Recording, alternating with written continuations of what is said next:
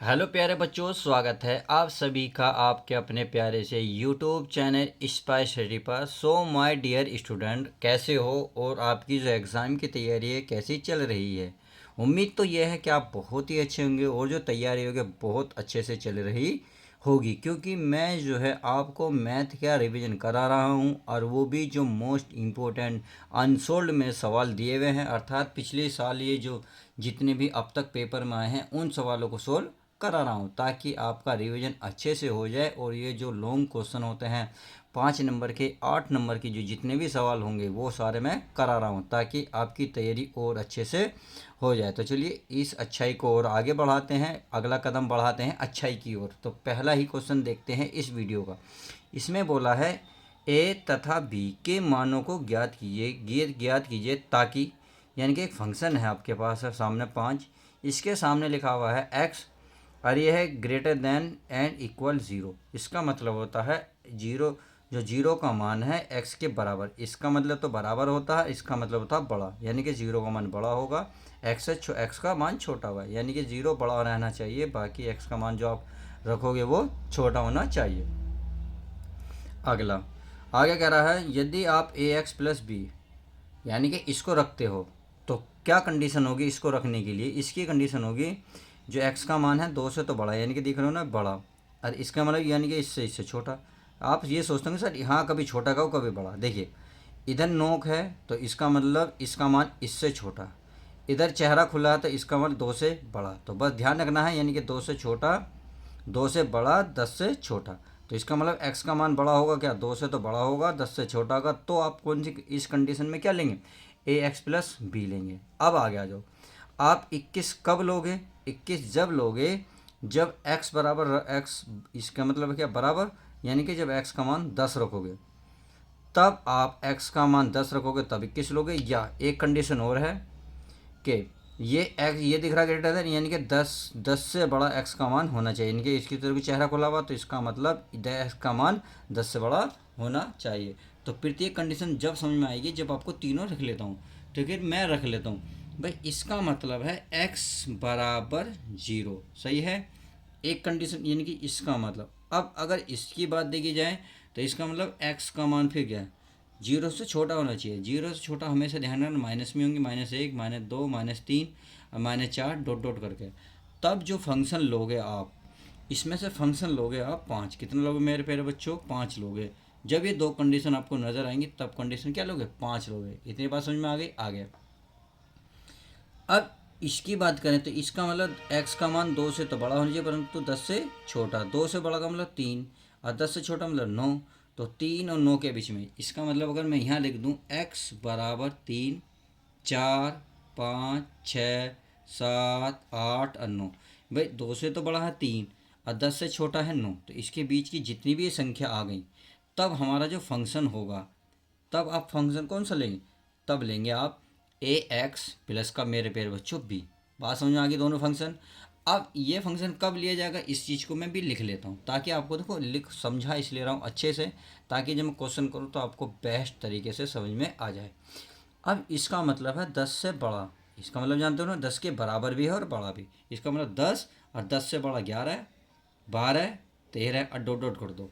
इसका मतलब ये चलते रहेंगे। जब कौन सा फंक्शन आप ले सकेंगे, तब आप फंक्शन लेंगे 21। तब कौन सा फंक्शन लेंगे 21। अब इतनी बात तो आई होप इतनी बात समझ में आ गई होगी। अब क्या करना है मेरे प्यारे बच्चों, अब आपको देखें इसमें एक चीज़ बता दूँ। अब आप बताएंगे कि x बराबर 0 लें, 2 लें, 10 लें या 10 लें। तो इसका मतलब है आप बड़े कन्फ्यूजन हो जाएंगे आप क्या लें। इसमें एक बात का ध्यान रखना, मैं इसी सवाल में नहीं, अगर आपको और भी सवाल मिलेंगे तो किस तरीके से हल करेंगे। जब आपको 3 इक्वेशन दी जाएं और 3 इक्वेशन में वैल्यू अलग अलग हो तो आप वो चीज़ ढूंढिए जो इन तीनों में कॉमन हो। कॉमन का मतलब जो तीनों में उपस्थित हो, तीनों में ना हो, 2 में तो ज़रूर होनी चाहिए। तो आप देख रहे हैं यहाँ 0 है बट इसमें इन दोनों में तो नहीं है। अच्छा चलिए तो कैंसिल हो गया। तो इसमें है परंतु इन दोनों में नहीं है। परंतु जैसे ही आपने 10 पे नज़र मारी तो 10 ऊपर वाले पे भी है और आपका नीचे वाले में भी है। इसका मतलब 10 ऐसी चीज़ है जो दोनों में है। तो बस इस पर काम करेंगे। तो x बराबर कहाँ स्टार्ट करेंगे, 10।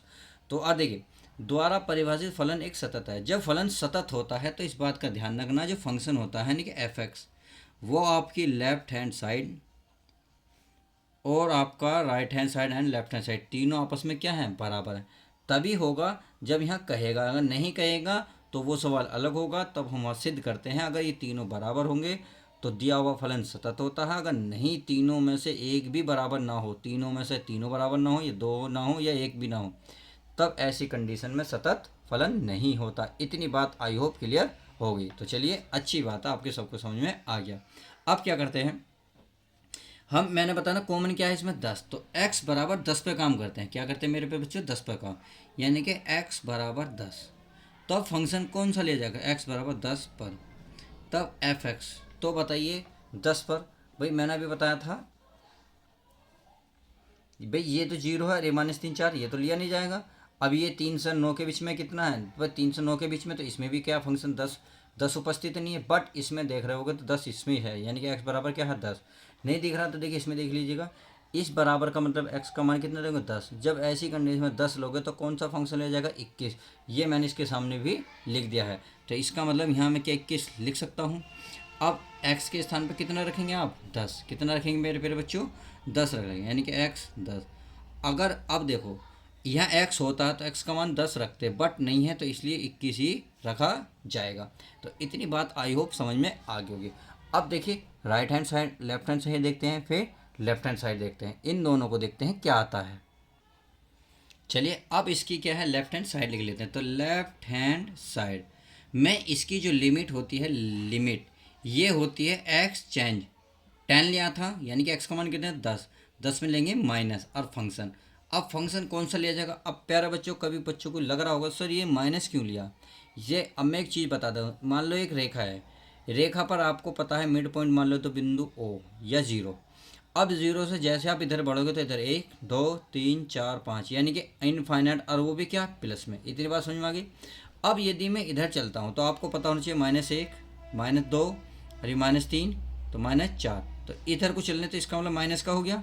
जब ये माइनस हो गया ये प्लस हो गया, तो इसका मतलब आप ध्यान देंगे तो ये आपकी कौन सी राइट हो गई, राइट हैंड साइड, और ये कौन सी होगी, लेफ्ट हैंड साइड। तो इधर को चलते हैं तो माइनस लेते हैं, इसलिए मैंने माइनस लिया है। तो लेफ्ट हैंड साइड समझ में आ गई, माइनस क्यों लिया। चलिए अच्छी बात है, आपको समझ में आ गया। अब इसका मतलब तो है 10 से छोटा, इसका मतलब 10 से छोटा, तो 10 से छोटा कौन सा फंक्शन था। चलिए एक बार देख लेते हैं 10 से फंक्शन कौन सा छोटा है। अब आप इसमें देख रहे हैं 10 कहाँ है, यहाँ दोनों में स्थित है, इसमें तो है नहीं। अब देखिए 10 से छोटा का मतलब यहाँ 10 से छोटे की तो बात कर रहा, 10 से छोटा और 2 से बड़ा, इसका मतलब इसकी बीच की बात कर रहा। यदि मैं इसकी बात करूँ, यहाँ 10 से बराबर है या बड़ा है, तो अब जैसे कि मैंने यहाँ तीनों फंक्शन लिखे हैं, भाई 10 है और 10 से फिर बड़े हैं। आप देखेंगे 10 से छोटे हैं पर 2 से बड़े, तो इसका मतलब इसके बीच की बात कर रहा है। अगर आप बच्चे, प्यारे बच्चे ये भी सोच रहे होंगे सर इसमें भी तो है 10 से छोटा, बट मेरे प्यारे बच्चों इसमें क्या 10 उपस्थित है, नहीं है, तो इसलिए ये वाला फंक्शन नहीं लेंगे। हम इन दोनों के वक्त बात कर रहे हैं, तो इसका मतलब क्या लिया जाएगा, फंक्शन, फंक्शन लिया जाएगा, यानी कि एफ एक्स लिया जाएगा ए एक्स प्लस बी। तो चलिए आप समझ में आ गया ए एक्स प्लस बी क्यों लेगा। तो चलिए रखते हैं, तो इसमें फंक्शन रख लेता हूँ लिमिट। अब जब हम फंक्शन रखते हैं तो देखिए एक्स है जो इस है, इसमें माइनस खत्म कर देंगे क्योंकि फंक्शन हम ढूंढ लेते हैं। तो फंक्शन कौन सा था, ए एक्स प्लस बी था। इतनी बात समझ में आ गई। अब क्या करेंगे, आप जो है एक्स की वैल्यू कितनी है 10, तो इसमें 10 रख लेता हूँ। तो चलिए 10 रख लेता हूँ, ये हो गया tan a प्लस का b। इतनी बात समझ में आ गई, क्योंकि a गुणा में क्या है x, x का मान रखा 10, तो 10 a हो गया प्लस का b। तो ये हो गया आपकी लेफ्ट हैंड साइड। अब मैं ले लेता हूँ राइट हैंड साइड। तो चलिए right hand side, right hand side में आपको सभी को पता होना चाहिए क्या ले जाएंगे, फंक्शन एक्स चेंज, यानी कि चेंज होगा माई प्लस का 1 और फंक्शन। अब आप समझ रहे होंगे ये क्या फंक्शन है, भाई ये प्लस का मतलब है right hand side, right hand plus में जा रहे हैं तो समझ गए होंगे। अब प्लस का मतलब है 10 से बड़ा, तो 10 से बड़ा आपने देखा था कौन सा था, 10 11 12 13, तो उसमें कौन सा फंक्शन लिया गया था, उसमें लिया गया था प्यारे बच्चों 21। तो बस इसमें लिख ले रहा हूँ, बस लिमिट एक्स चेंज 10, प्लस नहीं लगाएंगे, फंक्शन फंक्शन कौन था 21। तो चलिए अब मैं इसको लिमिट रख लेता हूँ, यहाँ तो एक्स नहीं है तो कितना आएगा 21। तो इतनी बात आई होप समझ में आई होगी। तो हमने देखा चूँकि इसमें कह रहा है जो फंक्शन है एफ एक्स और लेफ्ट हैंड साइड और ये है आपकी राइट हैंड साइड, ये तीनों क्या है आपस में बराबर हैं।